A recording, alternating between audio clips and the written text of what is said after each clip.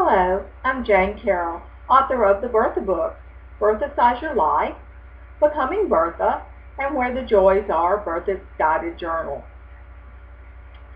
I'm going to read to you today the first chapter from Becoming Bertha, Home Again. But before I do, let me tell you just a little bit about Bertha in case you don't know her. And since this is the second book, a little bit about what happened in the first book. Bertha is a zany redhead. I always say she is, if you cross Lucy and Oprah and dressed her like Peg Bundy, you'd get Bertha. She is also extremely wise and loves to stand on a soapbox and share that wisdom with the narrator, whose name is Honey. She also fights with Cat, and you'll see some of that in this story. She loves flamingos, and you'll see a little of them in this story too. She thinks they are the symbol of anything being possible. Bertha loves the law of attraction, and she applies it in a really fun way. Bertha is where ahas meet ha-has, and it's just embraceable. That's the word for Bertha. She's just embraceable. So let's start with what happened in the first book. Bertha Size Your Life. Bertha moved in with the narrator, who had just gone through a breakup of a relationship, and her children had just left home, so she was in an empty nest state, and she really didn't know who she was or what she wanted to do with her life. Bertha was helping her to figure that out. A lot of soapbox talks there going on and a lot of crazy outfits. In the end of the book, Bertha has convinced her to move. It's time to move on for more. And that's where book 2 starts. So, here's Home Again. The movers were waving as their truck prepared to leave the house. Goodbye, Bertha. Hope y'all will be happy in the new house. And keep that cat in line. Their well wishes could be heard over the sound of the motor pulling away from the curb. Bertha returned their waves. Don't worry, that cat's no match for me, she exclaimed before turning from the porch towards the door, disappearing into a maze of moving boxes and slightly off-kilter furniture. I wasn't ready to go back inside. The thought of blank walls and stacks of boxes sitting like soldiers awaiting orders gave me an unsettled feeling which only moving can bring. I stood there a few more minutes, taking it all in. Here we were, in a totally unfamiliar house, an unfamiliar place. Albeit my hometown, it felt like I'd never been here. A momentary sense of normalcy resumed as I heard Bertha in the house, raising her voice to the cat. Hey, you! Get away from that box! She had stamped each of her boxes with a large flamingo, so there would be no question as to whose stuff it was. And, I might add, most of those boxes were filled with shoes. What else? Those are my things. Now shoot! I wasn't sure if the cat shooed or not, but I had my doubts. The two of them are usually doing their rendition of a Mexican standoff with no discernible winner, although each would say they were. At least, Bertha's relationship with the cat hadn't changed. Moving had been Bertha's idea. She wanted to grow, to expand, and to move on.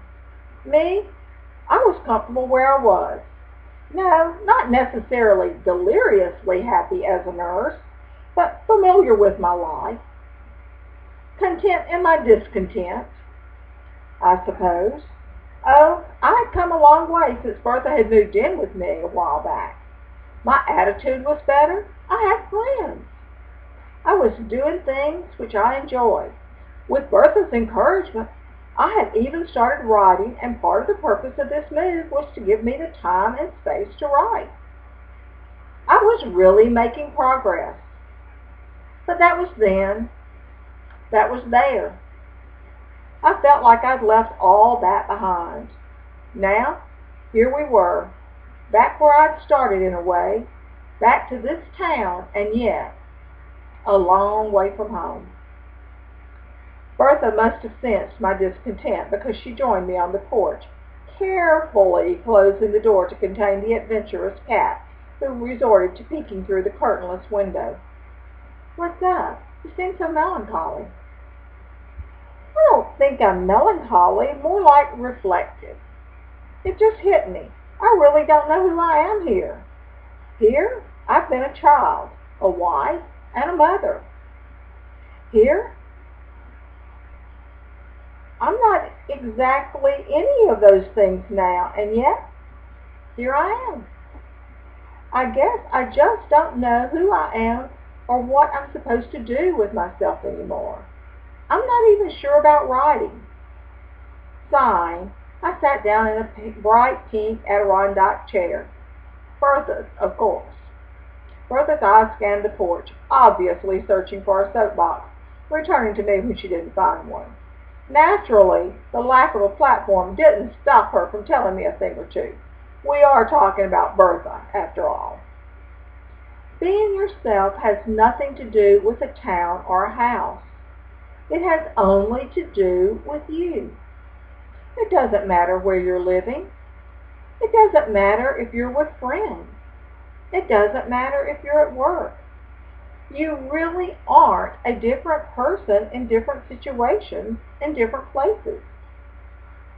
Sure, you may act a little differently in different circumstances, but you are always the same person. It's time to figure out who you are and what you want. It's letting go of who you have been and becoming who you are. And as you do that, the writing will take care of itself. It always does. Her voice was calm and soothing, a bit out of character for Bertha, who was usually more bouncy and bubbly and, well, bossy. I stared at my feet. "I understand that it's time. I do want to figure it out. I just don't have a clue how to do it. I thought I was catching on before we left, but now that we're here, I'm at a loss." "I know you don't know, but you will. It's why you have me. That's what I've come to show you, to teach you. We've made a start, but it was only a start." Looking at her, I cupped my hands above my eyes, shading them from the afternoon sun. "I think I need remedial classes. I'm not sure I remember those lessons," Bertha interrupted.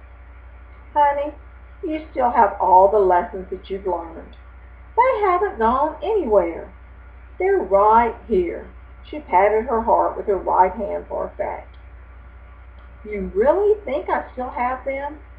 "Of course," she reassured me. "You can't unlearn something you've already learned. It's like Grandma Minnie May always said, you can't unring a bell." The chiming of a nearby church bell validated her point. She gave an appreciative look to the sky before continuing.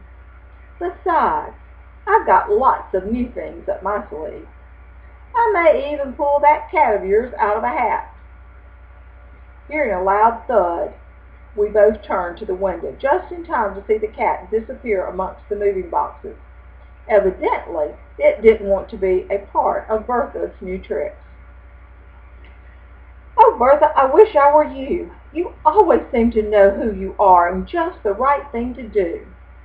Bertha smiled knowingly. "Grandma Minnie May always said to be careful what you wish for. You just might get it. Are you sure you'd want to be all of this?" She gave a shimmy, showing off her skin-tight periwinkle capris and matching tube top. Of course, she had on matching high-heel sandals. "Besides, you're a lot more like me than you know." "Yeah, right.